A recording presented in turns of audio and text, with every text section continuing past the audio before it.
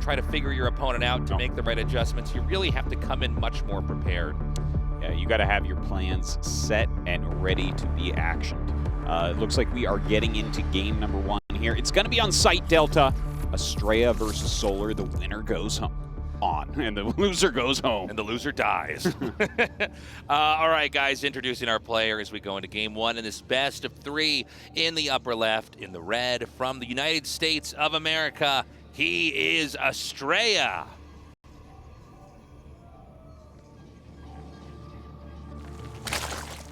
And in the bottom right here, in the blue, from South Korea, one of the best Zergs in the entire world, he is Solar.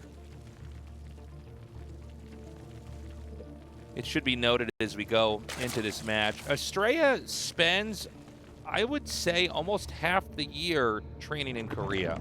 I see him pretty regularly, whether he's playing in GSL or just, we'll spend some time together in Korea. So, he's not somebody who's been siloed out of the Korean scene or the Korean meta. So, whenever we go into something like the Esports World Cup, it's very easy to look at players and their nationality. And therefore their respective server you would imagine they come from. But the truth is that Astrea plays with a lot of Korean players and Asian players in general, and trains with the very best Europeans. So he's going to have a very good idea of how to approach Solar. Yeah, and already we're seeing something cool out of him. He's going for a Nexus first here. Right. Not expecting that there's not going to be something crazy like a 12 pool. And of course he's right. You really don't expect that in this matchup. So I like the Nexus first very, very much. It's going to give him a little boost in terms of economy. So when you look at the openers, you do have to give a little nod to Astrea. So Astrea going to wall in over at his ramp here. This is Site Delta, where you have not only a ramp up into your main, but a ramp up into your expansion. So it's a good map to try to fast expand on. Solar's going to scout here with the Overlord, and when you see the infrastructure here at the front, it's no secret. You know this is going to be a quick expand build. I was talking to Artosis about this. I think, before we even actually started this broadcast, I think this is going to be a close one. It's tough to call. Yeah. It could go either way. I think a best of 5, maybe. Solar should come out 3-2. A best of 3, I think it's too hard to call. Game 1, obviously going to be pivotal.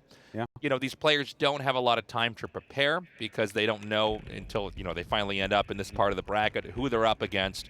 So it's going to be interesting to see how these two open up here, especially in Game 1, because, if you do cheese and it backfires, it really puts you in a tough spot trying to recover in the next 2 games. Well, when you look at their styles, right, like Astrea brings more different strategies than probably anybody else. Yeah.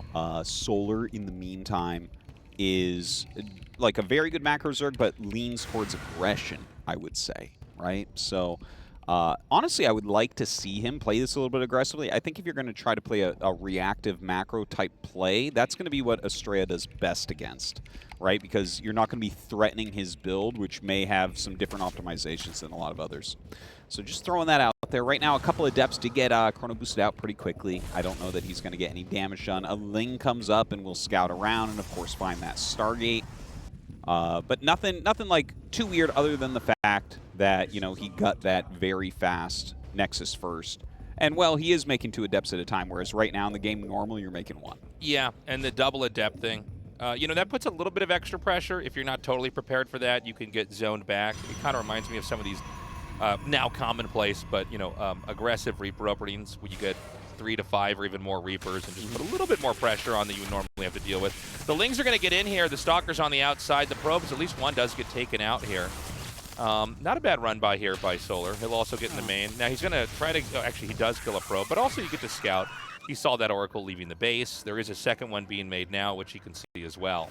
Yeah, I think that was a very good move by Solar. Like, these are the types of things you want to do just because Astrea's play is a bit different from everyone else's. A little bit more attacking, a little bit more aggression is going to help you to feel out, like, what your opponent is doing exactly. And, he gets a reasonable idea. But right now, Astrea is getting that third base. He's making Oracles, everything looking pretty good, while Solar is actually making a reasonable amount of Zerglings. Yeah, Solar's still making more and more Lings. We got a couple drones on the way here as well. Astrea, it's interesting because a lot of times we talk about players like Stats or these other really conservative Protoss players that have long games that tend to win that. Astrea also makes for some very long games. Let's park that thought for a second here. We've got some Lings coming in. Going to harass these probes. But I wouldn't say that Astrea is like Stats and that he defaults into longer games. Yeah. You were saying this earlier, Artosis, and I think it's worth repeating. He has, it feels like, more styles of play than maybe any of the Protoss right now. For sure he does, Yeah. And Protoss are generally very creative players, but like he makes all his own stuff. He can do all the normal stuff, but he makes so many builds, so many strategies that no one else uses.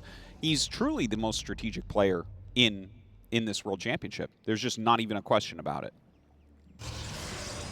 Okay, the Lings are going to come up here now. Going to get another probe. I mean, these are little victories for sure.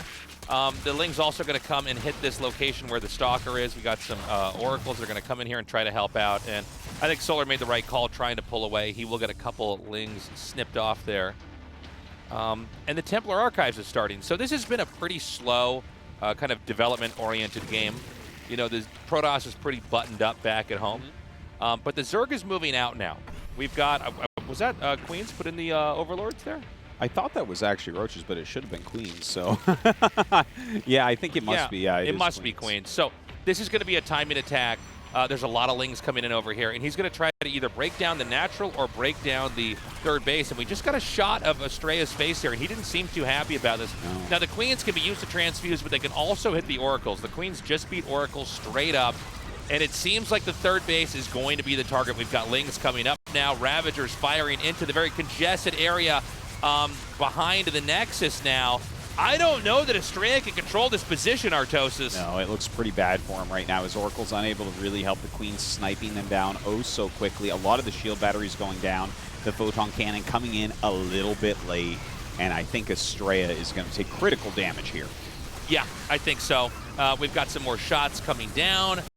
There's no way that Astrea can really salvage this position. And, you know, it's bad enough losing the Nexus, but the fact that there's 4 gateways here is even worse because now he's going to lose about half of his development back at home. So all those gateways unpowered.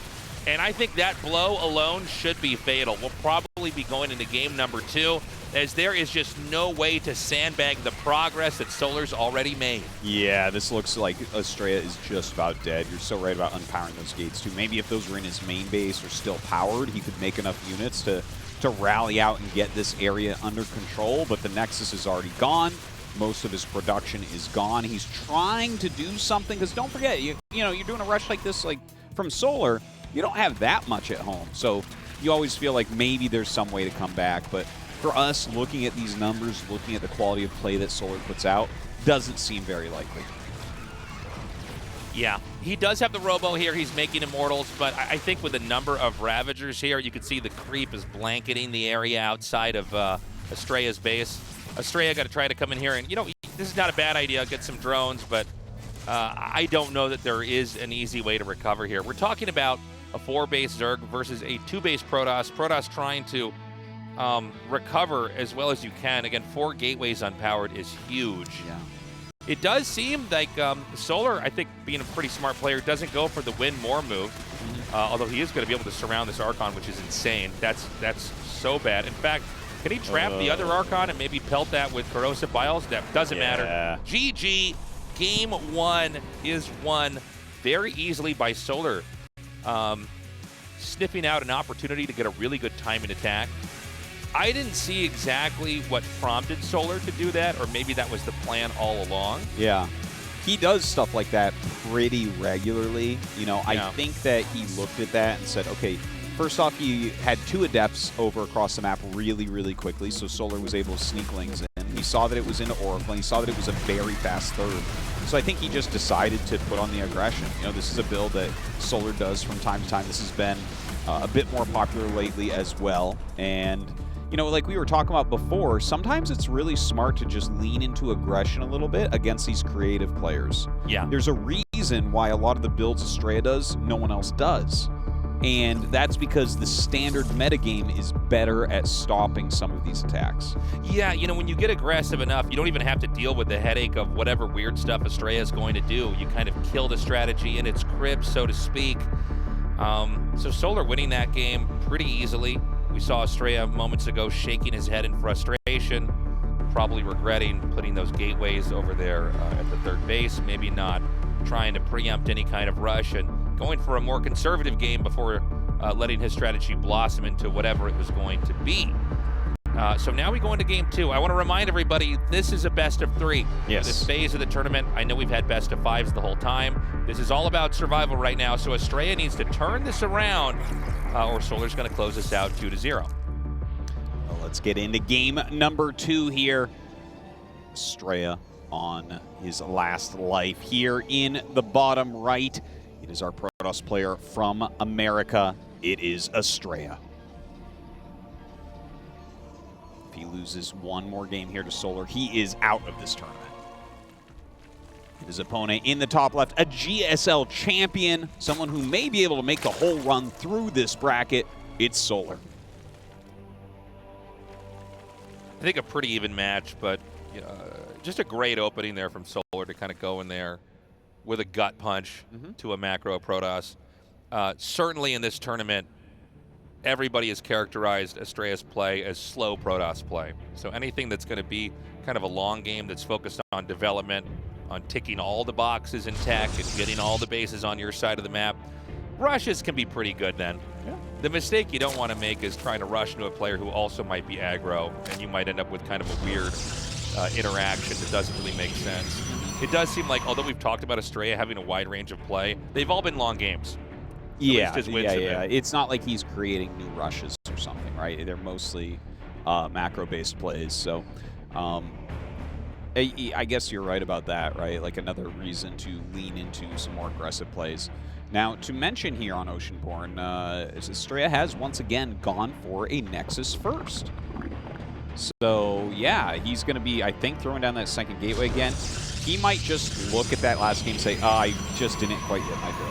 Yeah, he might have looked at the loss and been like, that was a fluke. I can make a couple adjustments.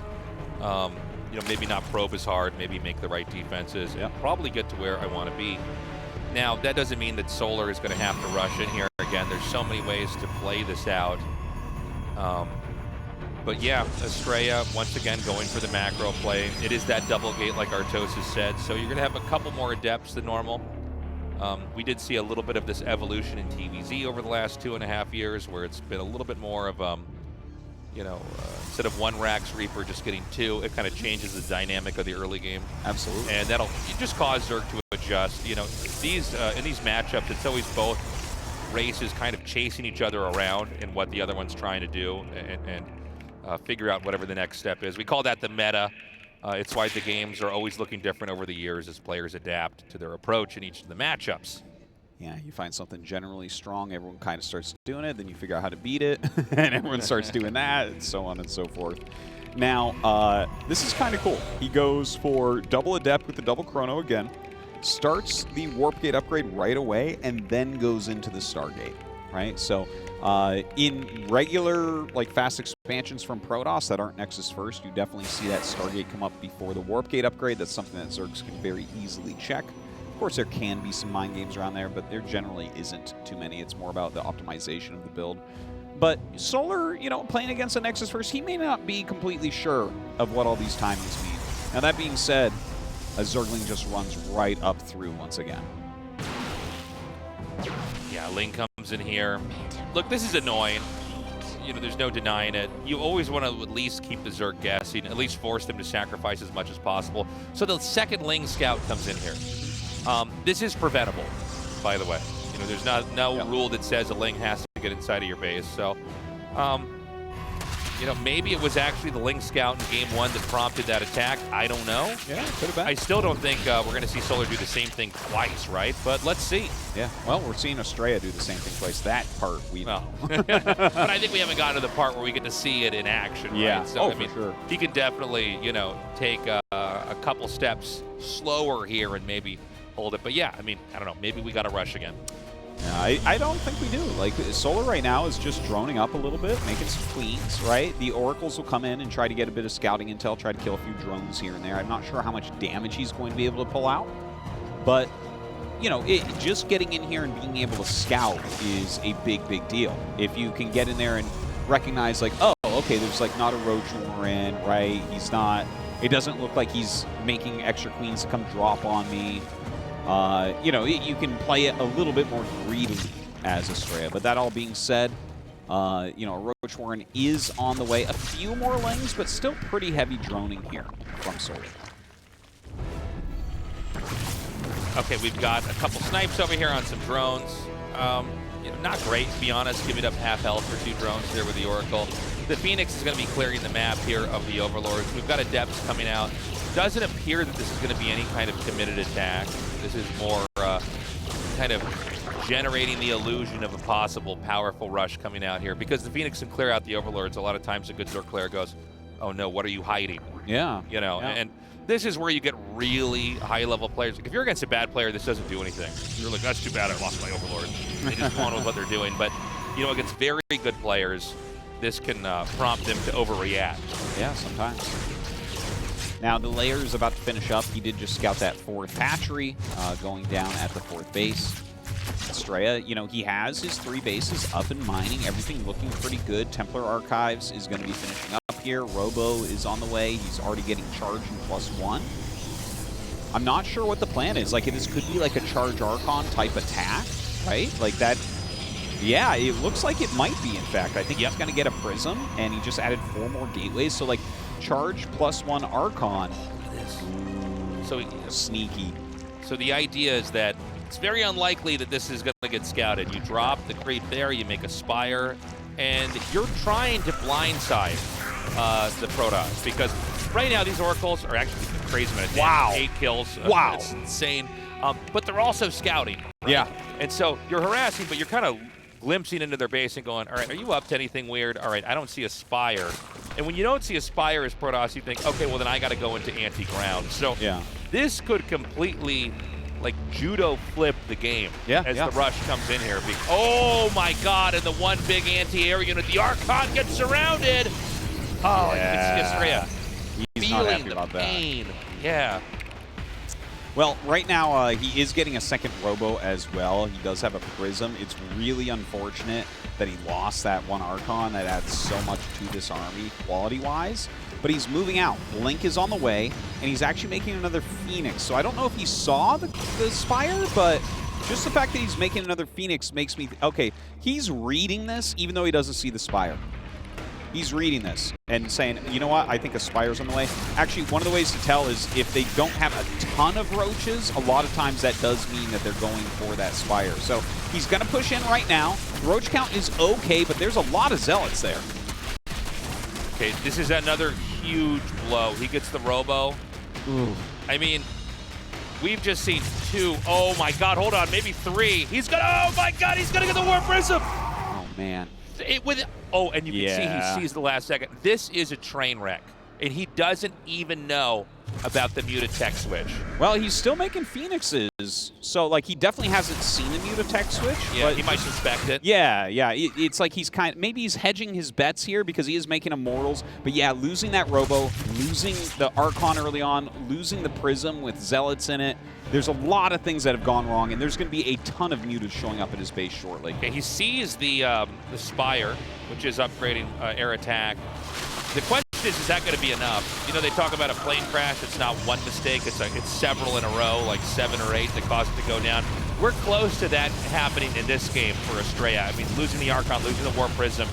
All these mistakes that have happened right now are just so bad. The Mutas are out, and this really puts Protoss on the back foot. So I think what we thought was going to be a timing is going to be a very turtled up Protoss. Instead, this is going to allow Solar to grow, to grab other spots on the map.